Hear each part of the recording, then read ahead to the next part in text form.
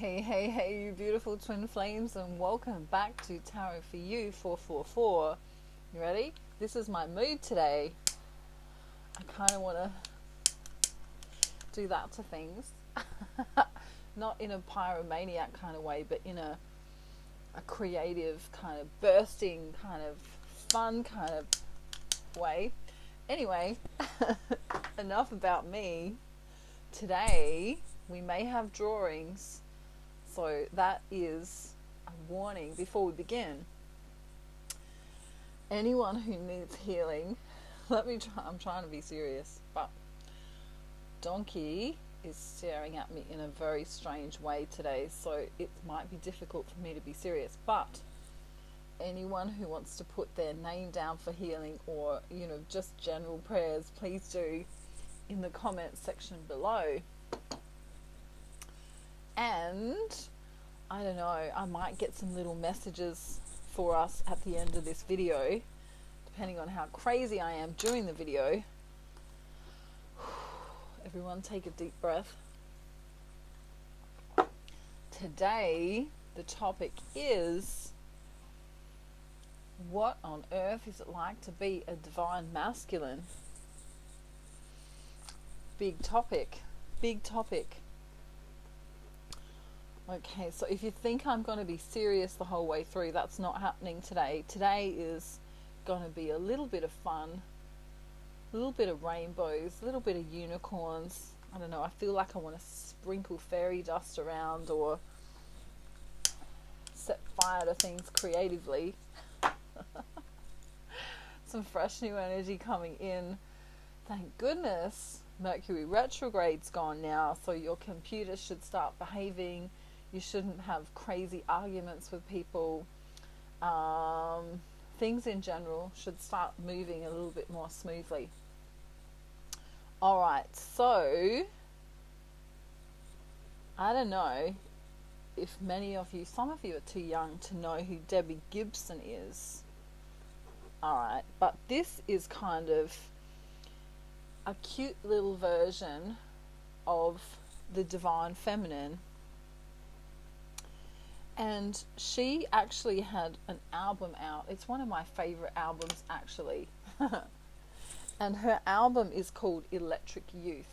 Okay, so Electric Youth, the album, had some really cool songs in it, that I used to like to sing to when I was, I don't know, if I tell you how old I was, you might guess my age, and I don't like that. So let's say when I was a teenager, and there's one cool song there that I used to love, and it's called Who Loves You Baby? Okay, and it's kind of like busy life, not enough time to look in the mirror, life in the fast lane, whoa, whoa, whoa. Just take note who really loves you. Don't get caught up in the clouds or you'll go insane. Debbie Gibson for me is kind of the epitome of how I would view the divine feminine in general. She's kind of head in the clouds, in this daydreamy kind of beautiful, let's go with the flow. Love is all there is. It's kind of like Woodstock meets the Brady Bunch. It's kind of this free love energy. All right, so check that album out. It's called Electric Youth by Debbie Gibson, and her voice is sublime, even if the music's not your thing.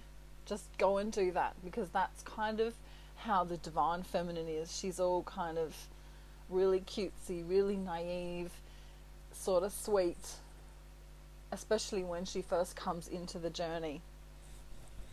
But this video is all about how does the divine masculine feel when he comes into the journey, and throughout the journey too. So I guess we could say that in movies, when you see, I don't know what kind of movies, don't ask me, because I've lost the plot today, just letting you know I have. it's nearly lunchtime, so maybe that's why. But in, you know, classic movies, you see the really, really hot chick walk past in the bikini, and there's a guy kind of standing there going, you know, and it's kind of like that. In Grease, perhaps, you know, the movie Grease, when John Travolta sort of sees Sandy for the first time, and he's kind of, you know, he's biting his finger going, oh, wow, no way is there even a divine feminine or a feminine energy on the earth as good as her. So, I'm trying to think of the song that they sing at the end. You better shape up. Okay, so you'd better shape up. I'll write that one down so you can look that up. At the beginning of the journey, you know, when Olivia Newton-John, so this is at the let me rephrase this. So at the beginning of the journey, you know, John Travolta and Olivia Newton-John, when they are singing "You'd Better Shape Up," she's kind of all confident and cool, and he's kind of going, OMG, you know, what have I found here? And if you just watch You'd Better Shape Up from Grease, right, you'll see that's the kind of energy that comes from the divine masculine in the beginning. So he's kind of like, wow, you know, this gal is far too hot for me. I don't know how I'm going to contain myself, you know, because he's trying to, it's like he needs to contain himself. It's like he's going to explode in this bubble love. So I like how I'm explaining the twin flame journey with songs, but it kind of works. All right. Now, what happens then is, of course, you have this kind of bliss stage, and it doesn't, you know, the stages don't happen for all twin flames. There are some cases where, you know, twin flames meet and they just literally come together and there's not much separation going on. But in general, most twin flames separate for whatever reason. It might even just be that, you know, she's got to go to work, he's got to go to work, and they come back together, and they go apart and they come back together. So of course twin flames never really separate because they are two humans with one soul. But what happens after the divine masculine sort of sees the amazingness is that they kind of go, this couldn't possibly be true for me. This couldn't possibly be the bliss that it just can't be real. You know, it's kind of like, you know, pinching yourself, like it can't be real, it can't be real. So then what happens is sometimes the divine masculine will give excuses to the connection. So he may say to divine feminine, you know, I can't be with you because, you know, I work too much, or I'm not ready for a relationship, or I don't know, sometimes I still think about my ex-girlfriend, or, you know, whatever the excuses are, or I'm married, or I've got children, or I don't know, I'm going to be yachting on Wednesdays or something, you know, just some crazy excuse that he has. And so divine feminine can kind of go, well, that's interesting. We kind of had this bliss that we both never felt before, and now he wants to leave that bliss, you know, and she kind of wants to go, why would anyone hang on, let's get the swearing bell. Why would anyone in their fucking right mind want to leave the bliss, right? So she's kind of like, ding, ding, ding, you know, warning, warning. What's going on? And so he'll go off and do his yachting on Wednesdays, let's say, alright? And so then, for the divine feminine, it can be really difficult because she's pining. And he's kind of pretending to be okay, because he's not okay either in most cases. Some of them kind of wrap themselves up in a little ball And if they're spiritual in any kind of way, they may even try and reach out to other spiritual people that they trust, or they might, add in some additional yoga or meditation or something. If they're not spiritual, they might go to the gym more often. They might try and reach out to friends they haven't seen in a while, or they'll just literally put their head down in their work, or some kind of passionate creative endeavor. AKA, that's why we have this cool little guy here. Isn't it cool? It's like, I'll show you how cool it is. Ready? Ha! Magic! I don't know why I think that's so cool. Maybe I used to be a caveman in a past life, and I was trying to do the whole stick thing. Anyway, alright, so we're back on Divine Masculine. So now in his mind, he kind of has this John Travolta thing going on, where it's like, oh my God, I have never seen anything more beautiful. I've never heard anything more beautiful.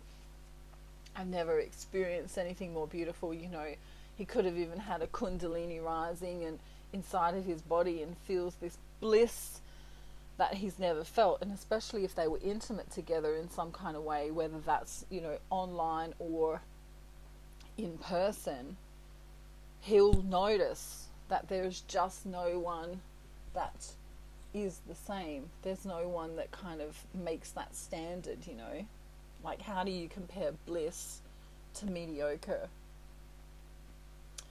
So he may try and continue in a relationship that he's already in with someone else, or he may even try and start one up with someone else, but nothing will compare. And so there'll be periods of highs and lows, and highs and lows, and highs and lows. And then, he may reach out to the Divine Feminine, he may not reach out. He may reach out for a time and then come back in, and then he may reach out. And then if Divine Feminine kind of pushes her agenda about wanting to be together, there'll still be these excuses that he'll have, I'm too busy at work, or I'm not ready for a relationship, or I'm with someone else, or whatever it's going to be. And so the song for this kind of section here, where he flits and flirts with should I go back in or not, is a song by Elvis Presley. Okay. You might know it, you might not, especially if you're younger, but Return to Sender by Elvis Presley, right?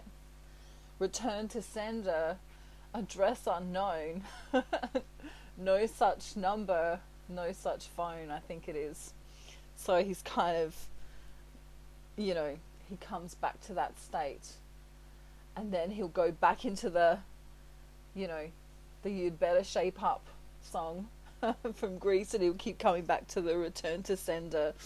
It's kind of like he goes through a depression, and then an expression, and then a depression, and then an expression, and then a depression, and then an expression. And as he comes in and flirts with the idea of being with Divine Feminine, he'll be in and out, in and out, in and out. Divine Feminine kind of goes, 1 minute she's like Debbie Gibson,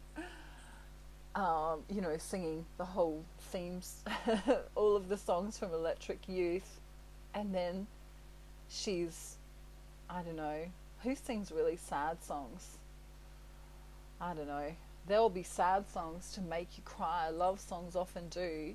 I don't know who sings that, but that's the one that's coming through. So she'll also go up, down, up, down, up, down, up, down.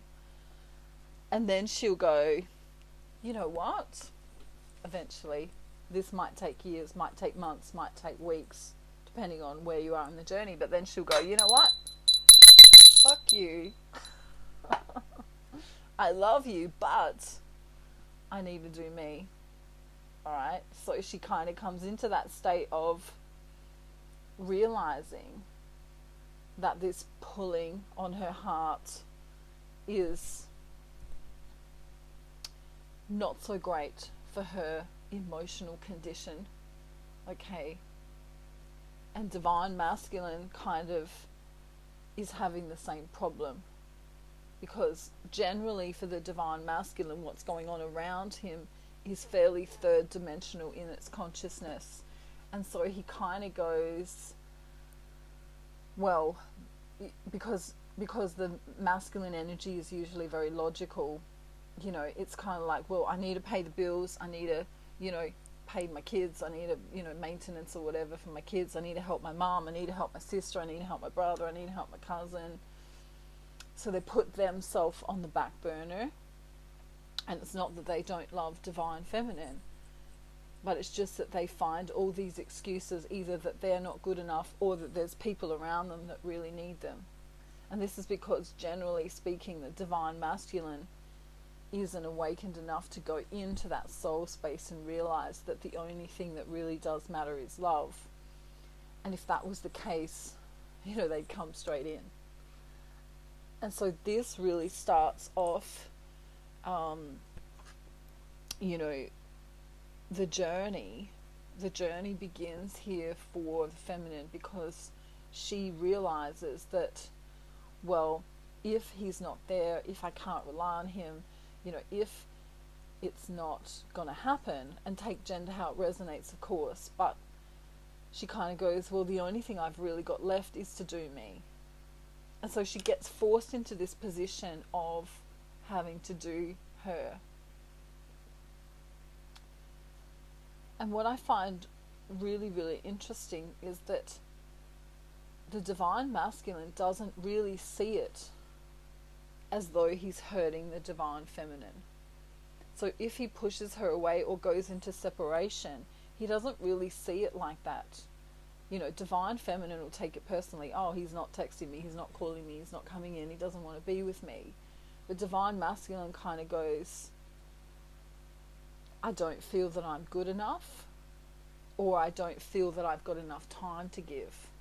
So it's a very different experience for the divine feminine and masculine. So he either looks at himself and goes, well, I can't give her what she needs, so I might as well leave. Or he goes, I can't give her what she needs because I've got to give these things to other people and they need me right now. So he puts his own relationship potential on the back burner, because he feels that either he's not good enough, or there's other people in his life that need him more. And so, of course, divine feminine can take this really personally, and then she can go, she can either say, F you, divine masculine, or she'll walk away and do herself, because that's all she's really got left. But as she reaches into her own soul, as she goes within and discovers herself while he's away, this is when all the magic happens, because she finds herself. And of course, the journey of the twin flames is to find the self, is to become, number one, awake, and then, progress in ascension towards enlightenment. And some people will never find enlightenment, in this life. So this progression is so different for divine masculine, because divine feminine kind of looks at it through rose-colored glasses. Ooh, there's this fairy tale. Ooh, there's the guy of my dreams. Take gender how it resonates. But this could be bliss, this could be magic, this could be amazing, this is what I've always wanted. And divine masculine, he also comes to that, in the beginning, and goes, wow, look at this is what I've always wanted, this is what I could have, amazing, amazing, amazing. And then the logic kind of goes, bam, sets in, and there's all these reasons why he thinks he shouldn't have it, or why he can't have it. And so he doesn't really feel that he's hurting divine feminine. And divine feminine, of course, being emotional, being so connected, allowing her heart space to open so much, she really feels it. But divine masculine kind of goes, ooh, he realizes that his heart was open, So then he closes it off, runs away, and then when he misses her, he might open it up, come in again, but then he closes it off and runs away. This pattern can go on and on and on and on and on. As we know, for twin flames, it can happen over years, over even decades for some. And unless you know how to, come out of this closing off of the heart and opening it, closing, opening it, closing, opening it, and really manifest your twin in, then it becomes extremely difficult. So that's kind of how it feels for divine masculine. He doesn't intentionally try and hurt the divine feminine at all. In fact, sometimes he even says to himself, she would be better off without me in her life because I have all this baggage, because I have all this responsibility. Maybe he thinks he doesn't have enough money, or he's not thin enough, or not cute enough, or not ripped enough, or not lovely enough in some kind of way. Alright, and divine feminine, of course, is usually screaming in the corner going, I don't care about your money, I don't care about your social status, I don't care about all of that stuff. She's awake enough to understand that really all that matters is the love. And if divine feminine is still in her ego in any kind of way, she will really rip into divine masculine, be pissed off with him, and then it can be a disaster. But if she's really in that unconditionally loving state, she'll realize that truly he's only running from himself. Okay, so this is a really interesting topic, and I'd love to know your thoughts in the comments section. But the main reason why I made my Ascension package is so that people can come into union first and foremost with themselves. And once you do that, once you come and live from the soul space, then you're far more likely to attract your twin in. And then after you do that course, my main suggestion is to do the manifesting course, because that will actually teach you how to energetically attract your twins so that, they just can't not come to you. All right. So it's taken me a lot of study and a lot of years to work this out, and I've helped lots and lots and lots of twin flames come into union.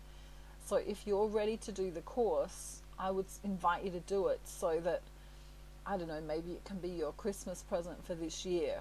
But I really wanted to bring it up because I'm seeing a lot of people who are doing the course have major breakthroughs and shifts, and a lot of them who may have had any kind of fear or anxiety, perhaps even depression, are really moving through that and coming into a new space, a new understanding about who they are and who they want to be, regardless of anyone else around them. So that's a really beautiful place to be. It also gives you more clarity once you find who you are, and it's really the hardest thing to do. But once you know who you are, then you can focus on manifestation, and manifestation can bring the most amazing things. Not only can it bring you money, but it can bring the special people into your life that you really need, and it can bring experiences as well. Alright, so I am wishing everyone a beautiful day, night, afternoon, evening, or morning. But I did say I wanted to get you a card, so let me do that before we go. I'm going to do one for divine feminine and then one for the masculine from my Zara Lee oracle cards. If I can get them out of the bag. That's what happens at the end of Mercury retrograde. It just takes a little while for Mercury retrograde to bugger on off back to where it came from.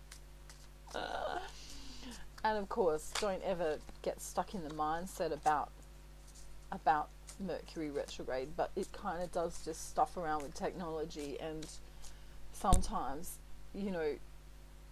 I don't know, if you send an email it can bounce back, or if you go to the bathroom you might have toilet paper stuck in your knickers or something like that. It just does some crazy things. Hopefully that doesn't happen to you when you're at your cousin's wedding, you know. Okay. Masculine's got number 45. Wow. That's beautiful. Some of the masculines, you know, maybe the age of 45 or 45 may be an important number for some reason. We have a 4 and a 5 there, and it literally just means success. So you can see them working on some kind of thing here and bringing it about.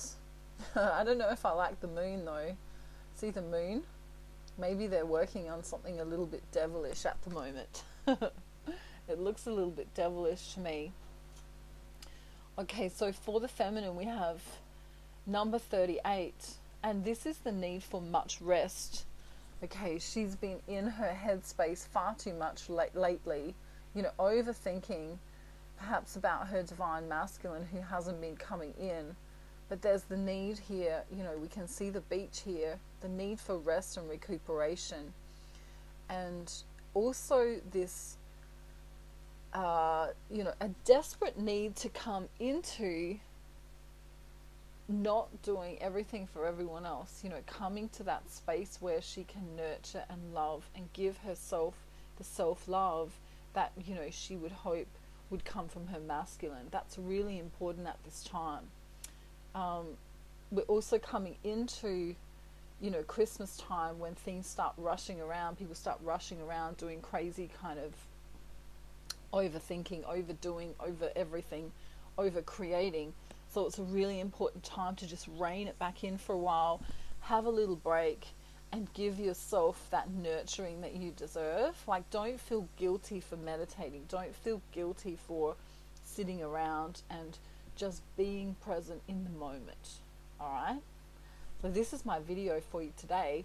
It is a twin flame concept video, and I hope you enjoy it. Let me know in the comments section, and feel free to like, share, subscribe, email me if you need me, and I will definitely be seeing you very soon for another video. And Donkey, well, he's kind of half asleep, so we'll say hi to Cookie today.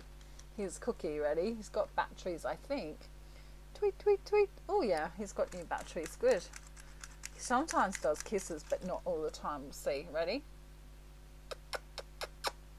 Ooh, wow. We got kisses today. We are lucky. Okay, have a beautiful day, everyone. And I love you all so much. If you need me, reach out. I'm right here. Bye. Bye.